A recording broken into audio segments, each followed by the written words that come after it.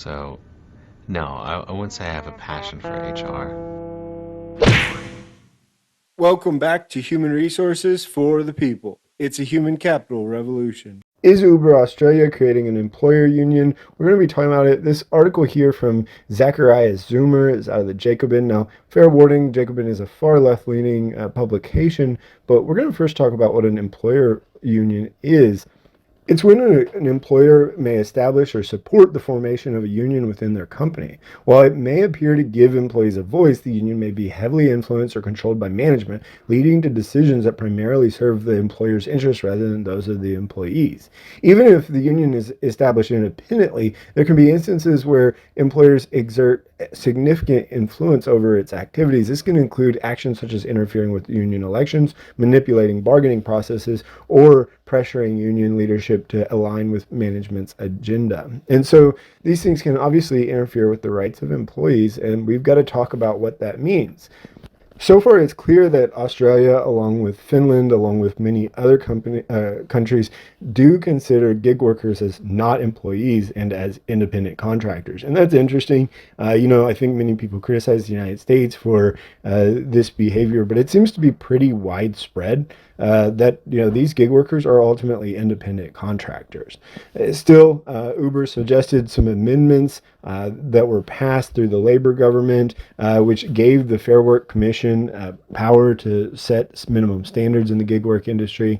And so, that won't happen for a little while, but it is a step that Uber has welcomed. But the first thing that the author has noted is that it's a Potemkin Health and Safety Committee. And as always, you can read in the link down below if you want to read this whole article. The article posits that there's a Potemkin Health and Safety Committee. So let's talk about that. In most workplaces, employees form workplace health and safety committees in order to create a safe workforce, in order to create ideas for improving how they do their work, what they do. But Uber created the National Work Health and Safety Committee, and was looking for representatives from every state and territory, and they divided it up among vehicles that they used, which I actually think that's probably a pretty good idea. The health and safety of an Uber Eats driver is almost entirely dependent on what kind of vehicles they drive. So I think that there's a world where that makes sense. And in general, the registered Uber workers then voted representatives among the nominees. But ultimately, they didn't elect all of them, and Uber actually decided to more than half of Uber's representatives were handpicked by Uber. And the reason Uber gave as a reason for this is that, simply they wanted diversity on the committee. They were concerned about regularly hearing delivery drivers that, make sure to distill important health and safety issues. And so these were company people. Now, that doesn't mean that they're particularly wrong. Who knows?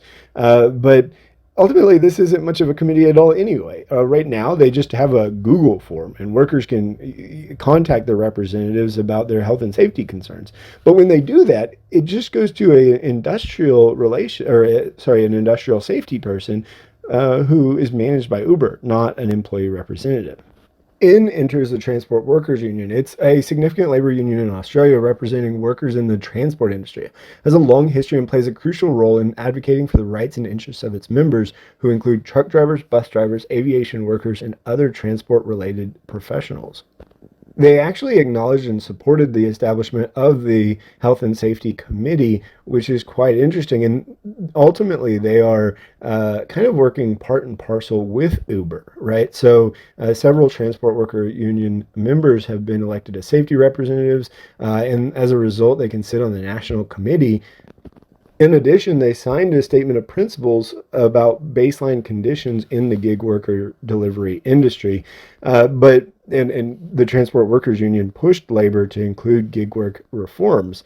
But ultimately, they find it very hard to unionize the gig workers because they're fragmented and culturally and linguistically diverse, as you can see here. And I think that is a bit of a cop-out. If anyone knows anything about the history of workplace unionization in the United States, they would know that unionizing the linguistically and culturally diverse is part and parcel of the gig.